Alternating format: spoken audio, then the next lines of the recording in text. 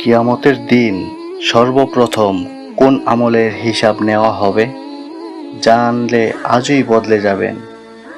আসসালামু আলাইকুম রহমতুল্লাহ।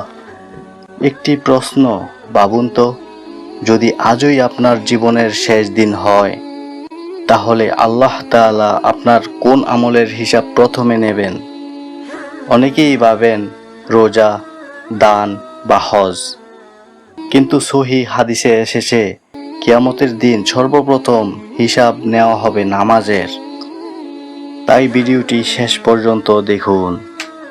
প্রিয় ভাই ও বোন, আমরা সবাই একদিন এই পৃথিবী ছেড়ে চলে যাব।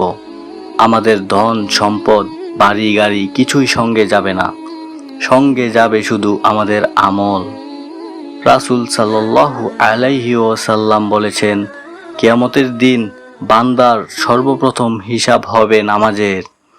যদি নামাজ ঠিক থাকে তবে তার অন্যান্য আমলও সফল হবে, আর যদি নামাজ নষ্ট হয় তাহলে অন্যান্য আমলও ক্ষতিগ্রস্ত হবে।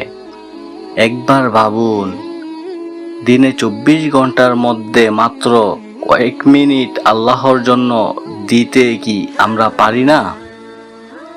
আমরা ঘন্টার পর ঘন্টা মোবাইল ব্যবহার করি, সামাজিক যোগাযোগ মাধ্যমে সময় কাটাই, কিন্তু আজান শুনেও অনেক সময় নামাজকে পরে পড়ব বলে দেরি করি।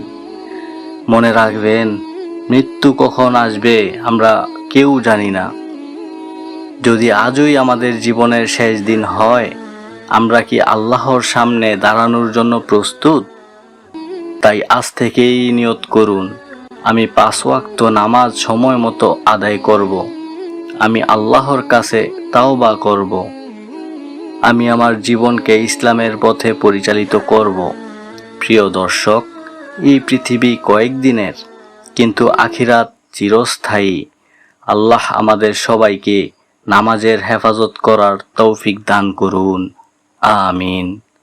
ভিডিওটি ভালো লাগলে লাইক দিন, শেয়ার করুন এবং ইসলামিক ভিডিও পেতে আমাদের চ্যানেলটি সাবস্ক্রাইব করুন। আসসালামু আলাইকুম রহমতুল্লাহ।